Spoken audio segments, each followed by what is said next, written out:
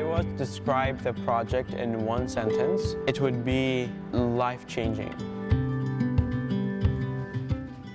My name is Raghdan Al-Hannawi Shalghin, and I come from Syria. My teammates and I from UWC Mahindra and UWC Mostar, the one in India and the one in Bosnia and Herzegovina, we decided on embarking on a journey from Turkey to China, cycling through 9 countries in total for around 3 months. To become the youngest team in the world to ever embark on this kind of journey. Before even setting my foot on the pedal, it was the things that I had to kind of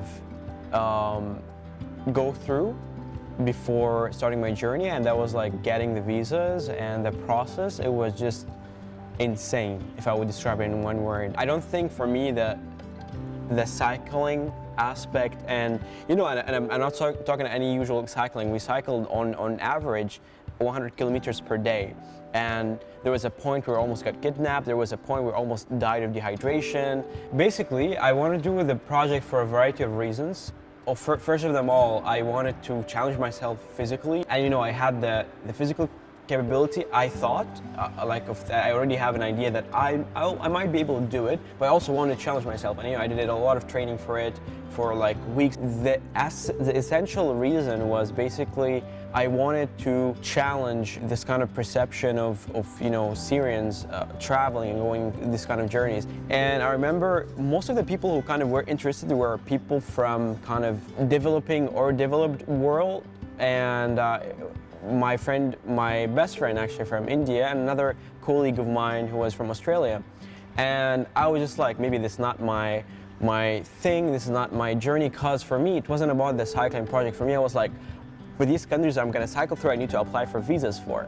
And I was this is not for people like me. And I remember my colleague in Australia, he stepped down for whatever reason, and it was kind of a universe sending me a message, telling me you should reconsider. And I remember I was telling to myself me going on this kind of journey and taking such a challenge as a Syrian, holding one of the weakest passports in the world, is a kind of a political statement that regardless of what kind of circumstances, regardless of what kind of box you're put into, I'm able to succeed. I'm able to break that kind of perception and do what I like. I like traveling. I was asking myself, I like traveling, I like to meet people. The essence of the project was to kind of interconnect the interconnectedness between these kind of regions, the Middle East and Central Asia, and also interact with people,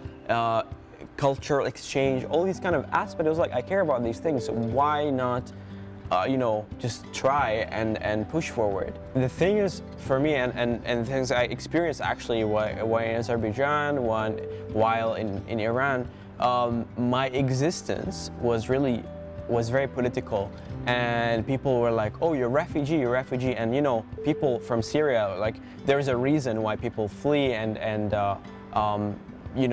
they left their homes for all the valid reasons. But I also wanted to highlight that being a Syrian does not equate being a refugee. We're way more than this. We're people with ambition, with people of tremendous capabilities and aspiration.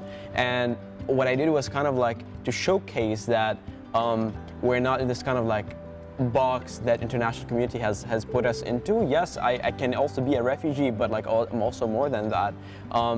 And I remember going through one point in Azerbaijan and even Iran as well, people were shocked, oh, so you're a refugee, right? And I was trying to explain to them no, I'm just a cyclist, I'm just passing through your country. And they were you could see their brain having a really hard time process oh, but you're Syrian and you're also having this whatever passion that you're following. It just didn't make any sense for them. But this was exactly the reason I was there. My presence was political, and I wanted to make a political statement as well.